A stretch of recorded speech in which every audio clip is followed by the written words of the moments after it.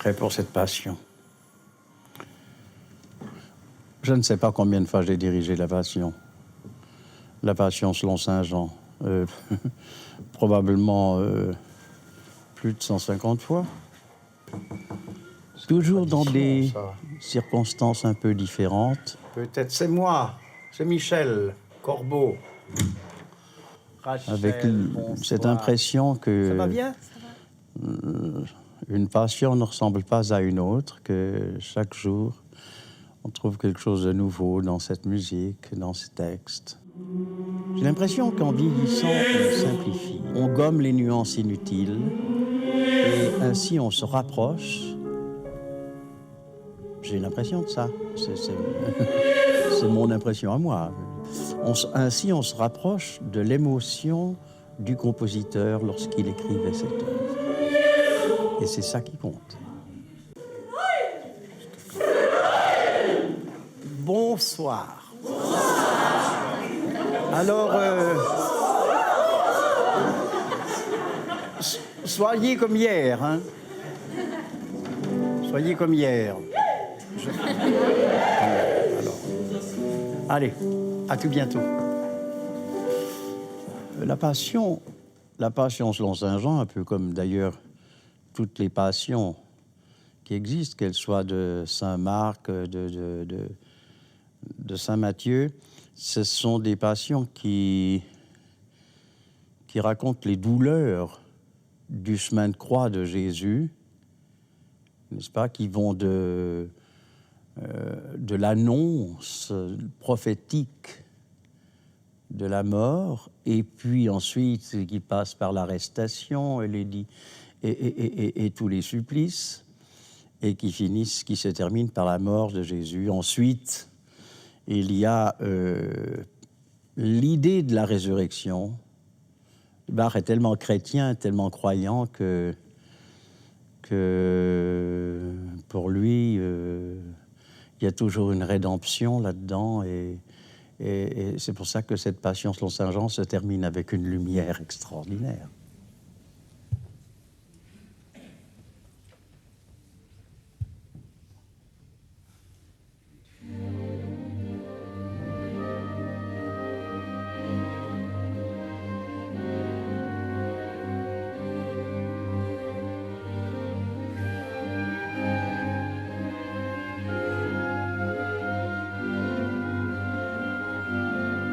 Lorsque j'étais plus jeune, je pense que je voyais la chose sous l'angle d'un théâtre un peu plus extérieur.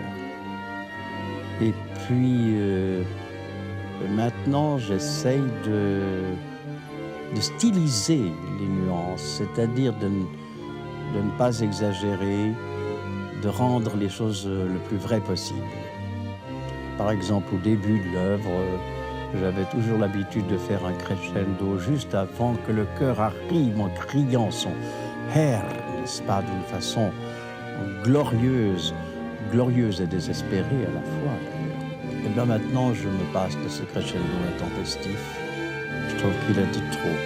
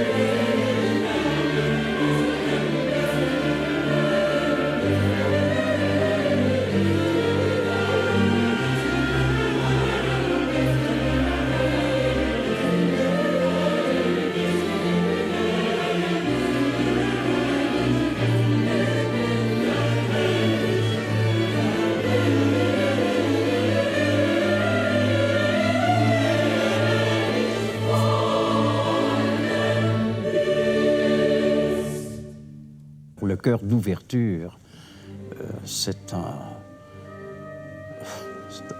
portail immense. Et ce Herr, qui est à la fois un Herr de conviction, de gloire, et à la fois un cri au secours. Ce Herr arrive 3 fois, toujours comme dans une supplication toujours plus grande.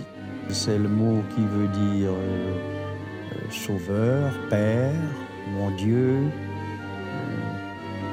C'est le mot qu'on crie quand on est un enfant et qui appelle ses parents, n'est-ce pas?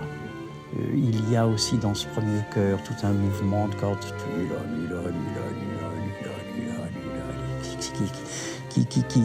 fait bien penser à ce qui est terrestre, pas toujours merveilleusement terrestre, en allemand Niedrigkeit. Et toute cette Herrlichkeit, toute cette Niedrigkeit montre bien que cette vérité se trouve toujours dans une contradiction.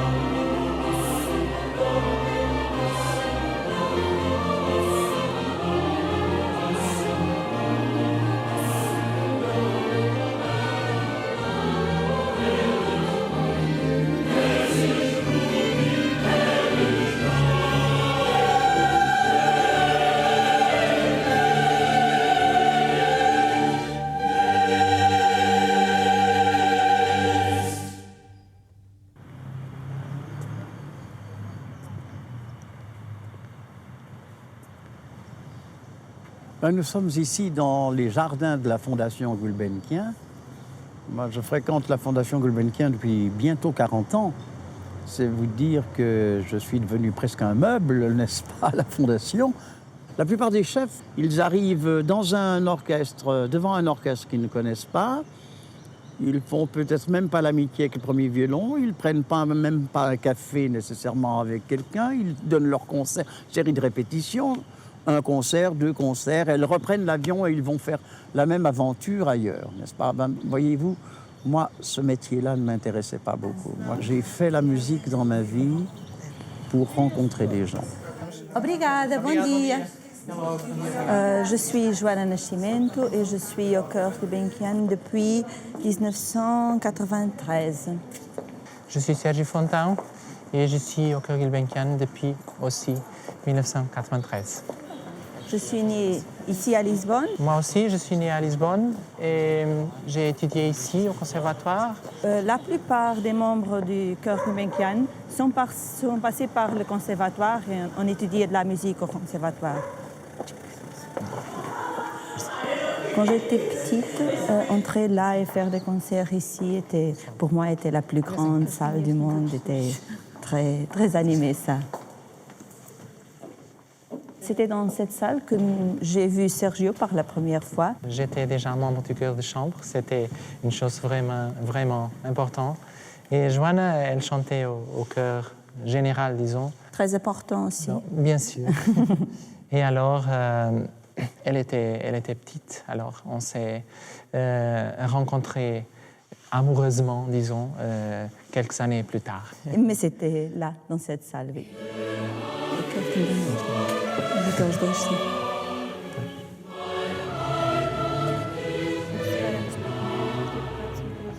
Ce chœur Gulbenkian, finalement, une pépinière pour les artistes portugais, pour les chanteurs, pour les chefs de chœur portugais. La Gulbenkian, c'est un petit peu comme le Vatican, c'est un État dans l'État, n'est-ce pas? On est un peu privilégié ici.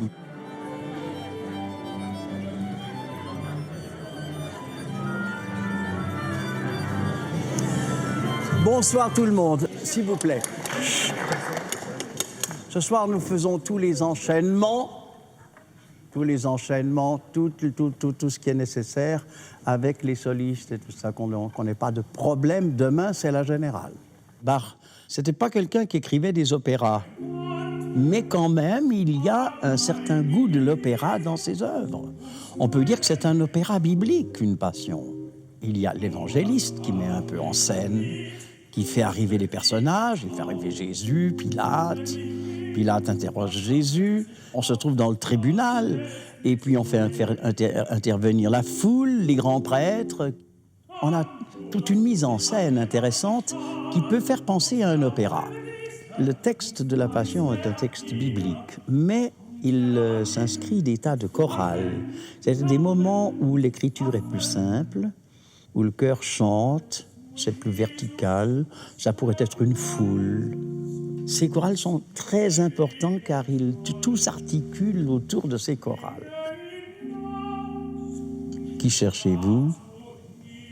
Et Jésus de Nazareth. Voilà, les soldats disent ça.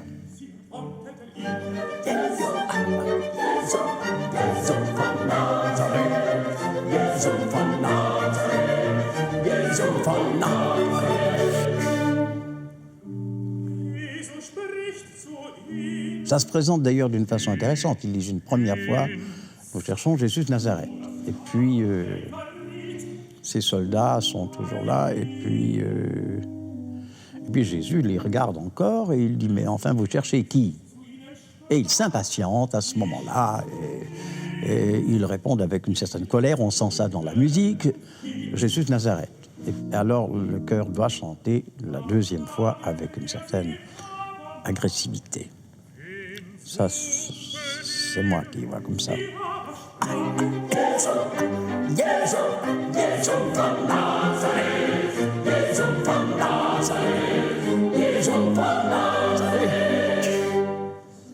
Voilà. Alors maintenant, on va passer au reniement. Ah oui, Bist du nicht. Ah ben ça, c'est une interprétation que je donne à ce Bist du nicht. On s'adresse à Pierre. Simon Petrus und wärmete sich, und wärmete sich. Ils sont au coin du feu.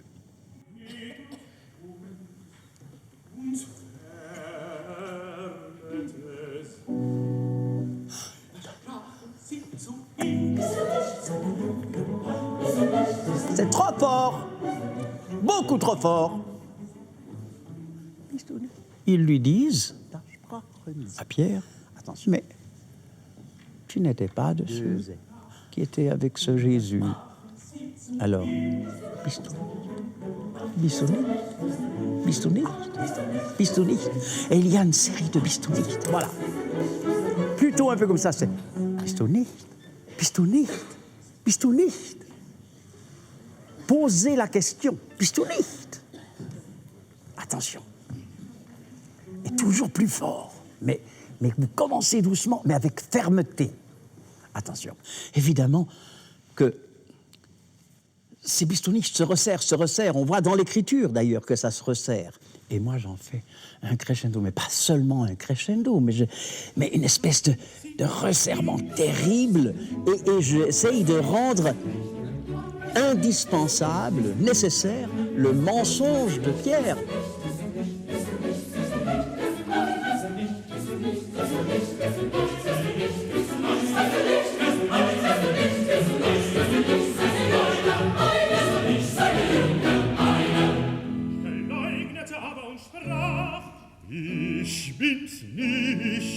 Bach avait un cœur d'enfant, il n'avait pas un cœur de femme, un cœur d'adulte. Il avait quelques adultes pour chanter les voix d'hommes, mais c'était surtout un cœur d'enfant. Il se plaignait que ses enfants n'étaient pas assez nombreux, il se plaignait du manque de musiciens, il se plaignait de beaucoup de choses. D'ailleurs, il n'était jamais content. Attention, ce matin, on a réussi avec l'orchestre à voir Zeigegrüßt, tout piano et tout sec, et plein d'ironie. Zeigegrüßt. Attention, le chœur. Vous réussissez ce soir, attention. Contrairement à ce qu'on pense, ben voilà, le chœur accompagne aussi l'orchestre. C'est trop. Pa-ti-ta-ti, ta-ti-ta-ti, pa-pa-pa-pa, molto staccato. Hein, attention. Non. Bon, je dois dire que mes chanteurs ont l'habitude de moi. Hein. Je suis là depuis très longtemps, je suis là bientôt depuis 40 ans. Ils sont habitués à mon langage, à mes impatiences aussi, n'est-ce pas? Ils sont habitués que je veux toujours prendre des risques, que je veuille toujours être sur le bord du précipice avec les nuances, n'est-ce pas? Mon idée, vous comprenez, c'est pas de chanter piano, c'est d'être plein d'ironie. Hein? Zeigegrüßt, c'est d'être méchant dans ce piano. Lieber Judenkönig, Zeigegrüßt. Comme ça, des coups. Attention. Hein. On refait encore une fois. Directement le chœur. Si bémol. Voilà. 2, 1. Zeigegrüßt, écoutez. Écoutez la galerie. C'est dommage parce que personne n'écoute les galipettes des hautbois et des flûtes. Hein? Et c'est ça qui est rigolo. C'est ça. Ça, c'est formidable. Ça montre l'inconscience. Zeigegrüßt, lieber Judenkönig. Plein de rire, plein de... Ah, comme ça. Attention. La même chose. Zeigegrüßt. Trouvez vraiment la nuance ironique. 2, 1. Zeigegrüßt. Voilà, bien les hautbois. Trop fort les sopranes.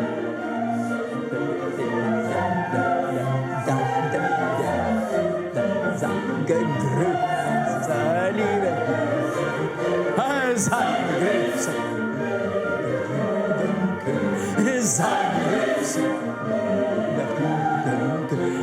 Zeigegrüßt,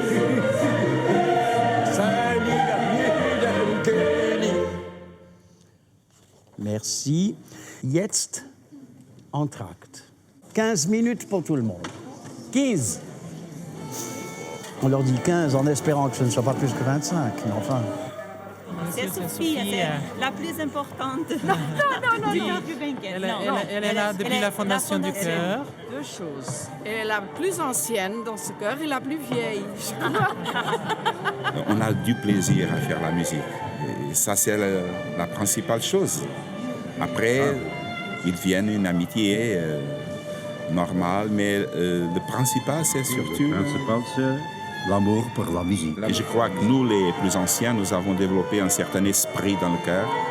Et maintenant, cet esprit se maintient et passe au nouveau. We have a doctor here. She's a doctor. She's a psychologist, and we have engineers and lawyers and everything. I'm a singing teacher, actually, in a conservatoire. Yeah. C'est dans la musique, peut-être, que les gens se retrouvent le plus proches. Sans même qu'ils s'en aperçoivent, sans qu'il y ait des...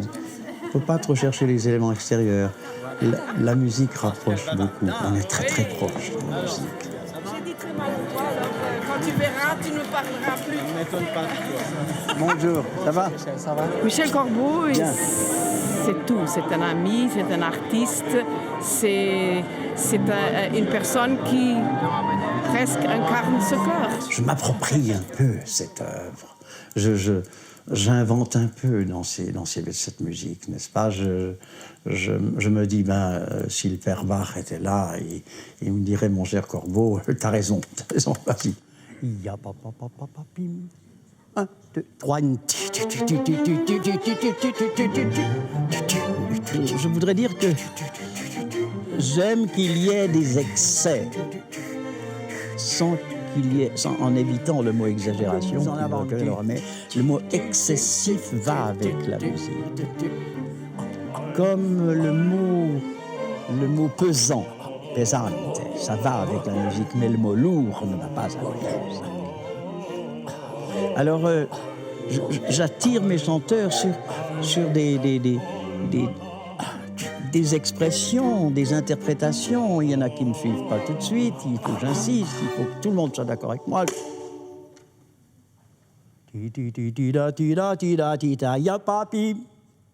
Vous m'attendez. Et je vois que finalement, ils ont plaisir. Ils ont plaisir. Alors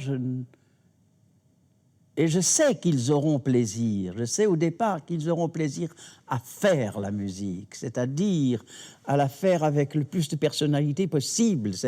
Et moi, je ne peux pas accepter qu'ils chantent comme des robots, comme des machines, comme des gens qui viennent de l'extérieur de la rue, puis ils sont là, puis la musique sort sans expression particulière.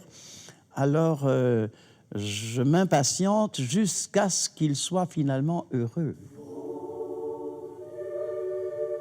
Ça doit être plus pianissimo. Vo, directement. Vo. Il y a des altos qui se laissent voir. Encore une fois, bohine.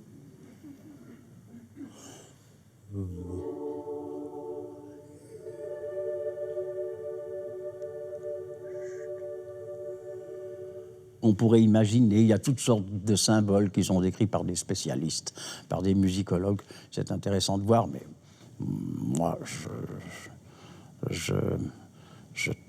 quand même, je m'intéresse surtout à la sensation elle-même de la musique, celle que les auditeurs vont trouver, plutôt qu'à la connaissance, n'est-ce pas, la connaissance savante de ce qui est écrit. La musique est faite pour les gens, elle n'est pas faite pour les musiciens, finalement.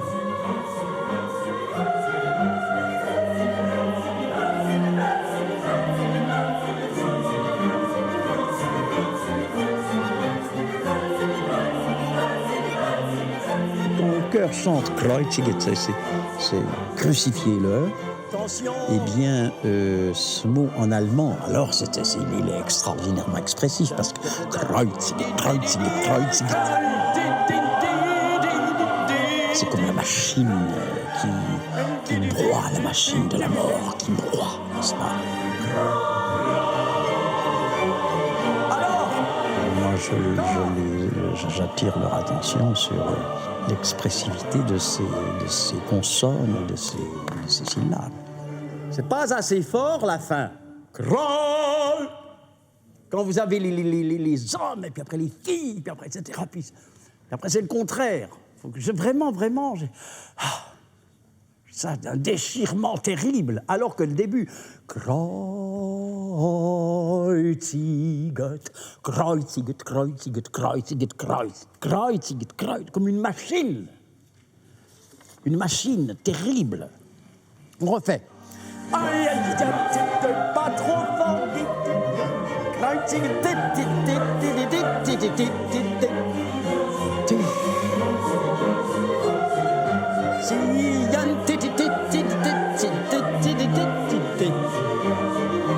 pas trop fort.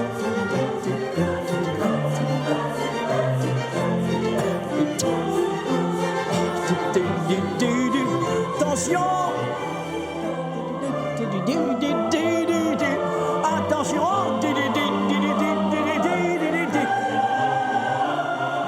J'ai pas l'impression que Bach prend des libertés avec théologiquement.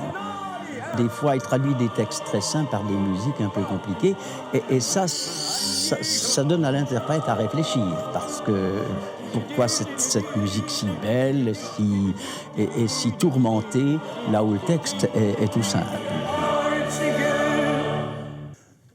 Vous vous souviendrez toujours, s'il vous plaît, pendant que vous chantez ces deux chœurs de Kreuziget, que ce sont des très belles musiques sur des paroles terribles.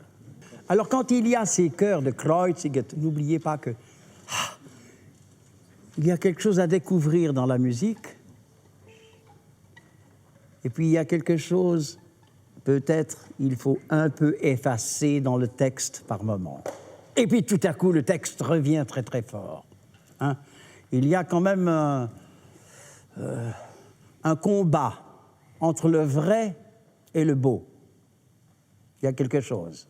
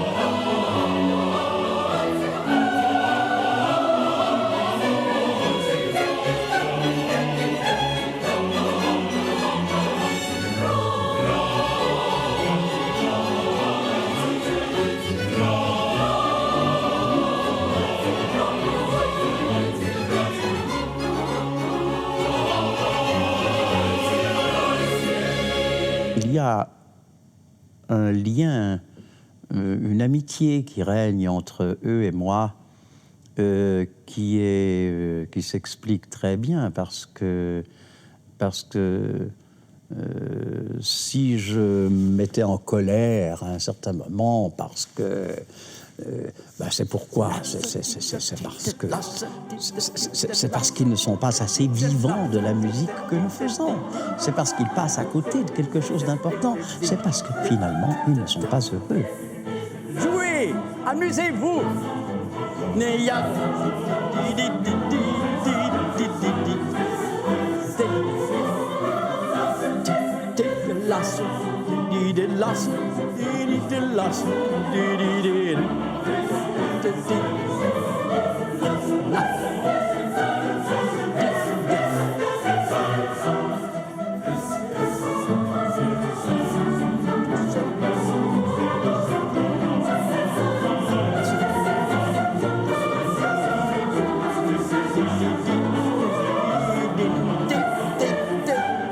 Tout ça fait que eux et moi, on s'entend très très bien.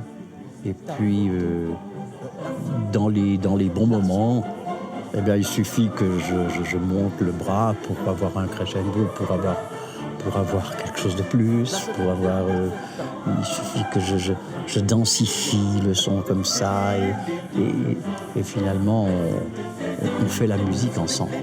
Je dis bien, on fait la musique ensemble.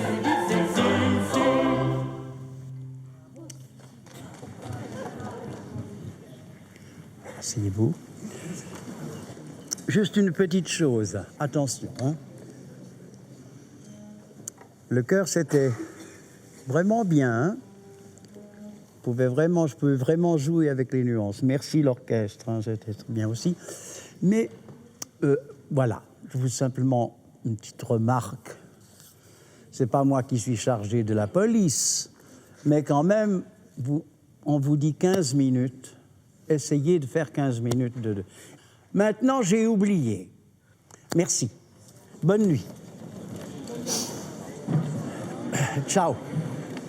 Merci. Adieu, menina. Ciao. Quand on finit les répétitions et les Ciao, concerts, on les manque. C'est triste de terminer ça. Horacio est arrivé. Ils vont se marier le 13 juin. Donc, ce sera un autre couple dans le chœur pour sortir. Et on peut laisser tous les enfants ensemble avec une babysitter et puis... N'est-ce pas encore droit ça? Chaque fois qu'on est ensemble, on porte un toast à Monsieur Gulbenkian. C'est à cause de lui qu'on est ici, que le chœur Gulbenkian existe. Et merci, Monsieur Gulbenkian.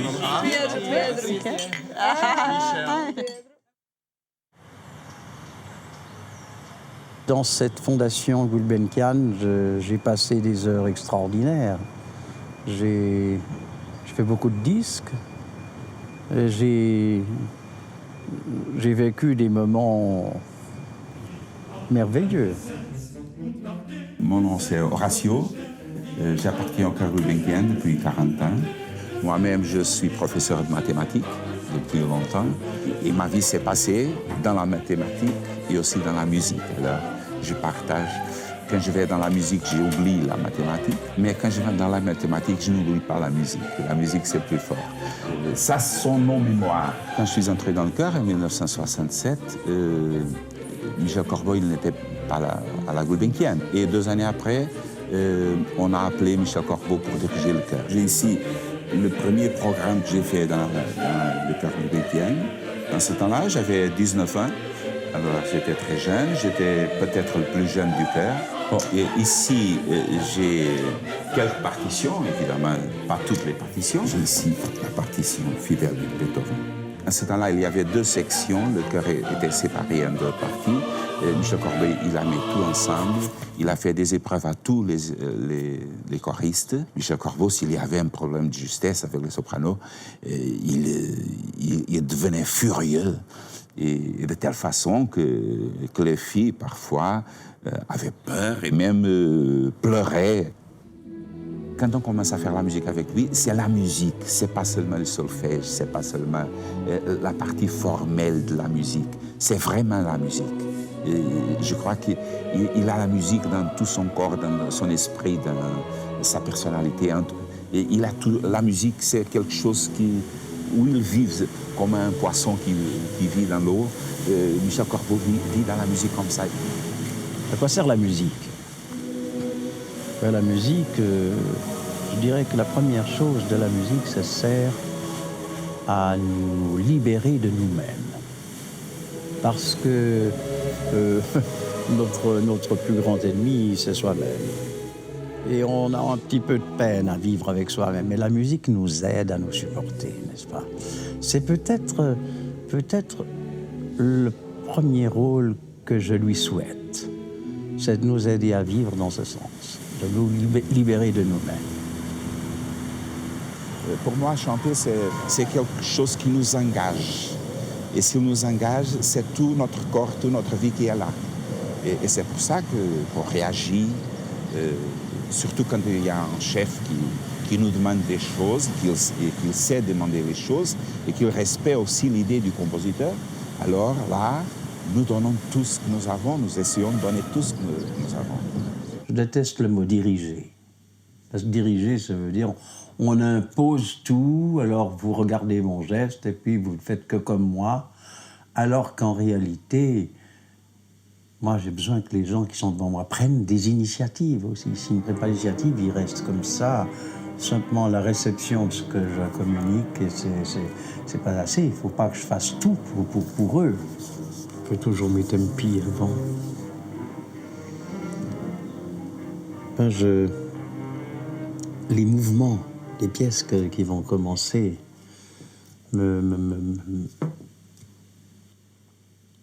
avant les répétitions, et surtout avant les concerts, 2 heures avant le concert, alors les tempi m'envahissent, les mouvements, hein, alors ça se précise. Je sais pas, c'est comme ça, c'est sans que je cherche. Hein. Ça me dérange un peu, ça me démange, enfin.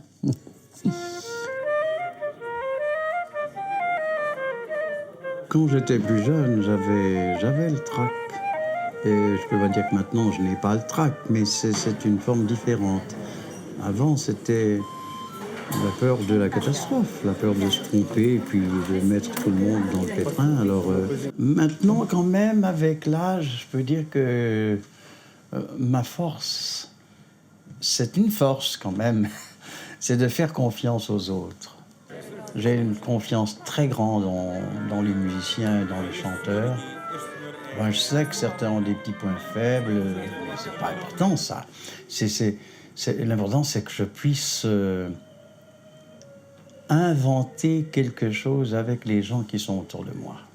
Je sais que je puisse improviser, je puisse créer des visions aussi. Pas seulement créer une ambiance sonore, mais créer des images. Créer des images. Vous avez quelle heure? Vous n'avez pas? Non. Pas de montre dans cette... Ah, comme ça, toutes les excuses pour arriver en retard. Hein. Non, toi, jamais, toi. C'est vrai, c'est vrai. C'est vrai, Patricia.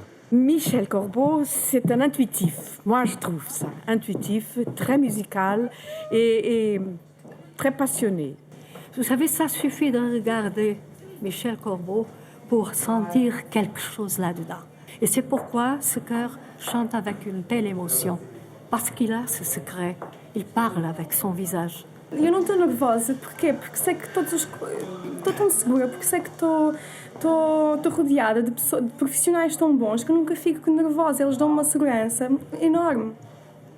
E depois todos os concertos que eu faço com o coro é um prazer enorme, do princípio ao fim. Vivo aqui, quer dizer, entrego-me à obra e depois vivo de uma maneira tão rápida e parece que foi um sonho, porque é tudo tão bonito, tão bonito. Il y a dans ces 2 passions de Bach, et surtout celle de la Saint-Jean qui nous occupe, un chœur d'entrée majestueux et un chœur final extraordinaire, qui fait ressentir tout plein de lumière et tout plein de ces choses affreuses qui ont traversé le chemin de croix.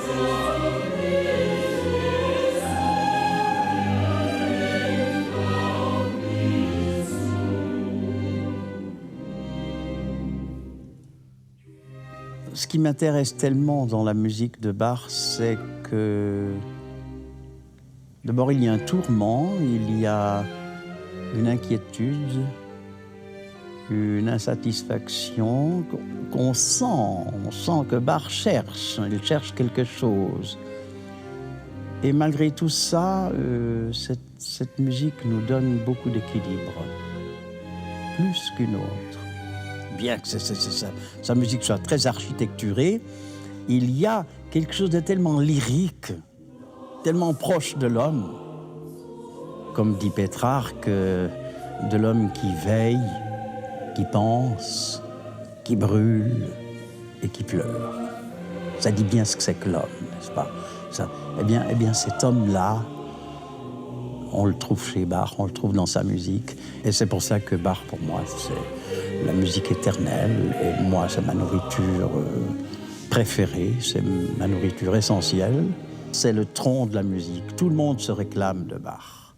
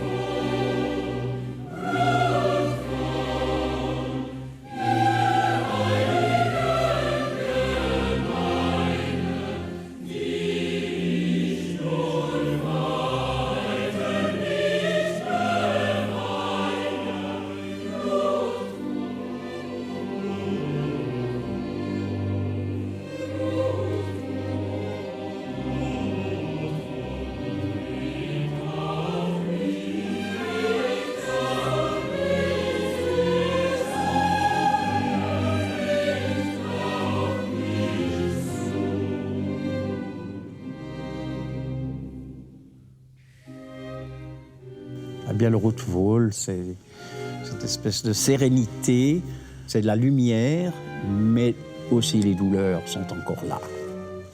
Et voilà, ce Roetvool. Ça, c'est une des plus belles choses de toute la musique, ça. La musique du monde.